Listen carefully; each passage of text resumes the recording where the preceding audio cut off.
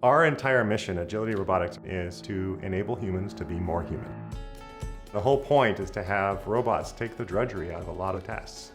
We're kind of at this really exciting inflection point in robotics. Now, having robots that can do things in human environments is going to enable so much more utility out of these machines. We're building this human-centric robot to go into human environments.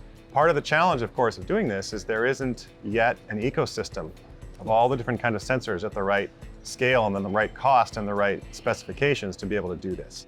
And so being able to grow that together, I think, is the most useful thing. We meet with each of these business groups and we figure out, okay, first, what's the catalog of products that you've got? And then we kind of look at what are the catalog of requirements and needs that we have and see if we find a fit now and can start some of those things early. We've got now some invent sets, IMUs, that are going to be just the chip level, but distributed around the whole robot. Now that we've got the computing on board and are starting to have the computational tools, we may be able to actually really utilize that for much more high fidelity sensing of what we're doing in the world.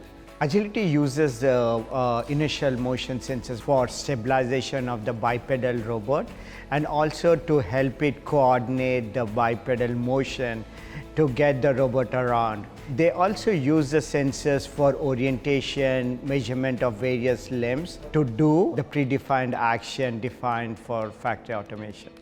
Could you tell us how TPI can enable a human bipedal robot? Yeah, and I would actually argue that the technology space might be very similar to what you could find on self-driving vehicles. Some of the technologies, the sensors we use for vehicles, like some of the perception sensors, we can use those sensors as well to position with an indoor environment. That type of indoor bipedal application is a little bit further out, and it's maybe a convergence of a couple of our technologies in the indoor space and the outdoor, but it's certainly coming. Our factory is set up to produce 10,000 robots a year. I mean, that's just the beginning. The market size for these human-centric, multi-purpose robots to be, even just in logistics, is hundreds of billions. And then you grow that into the adjacent use cases in warehousing, manufacturing, and then retail and medical and construction and energy and eventually even to consumer products in the home. Robots like this are going to be a part of everyday life. And that's coming.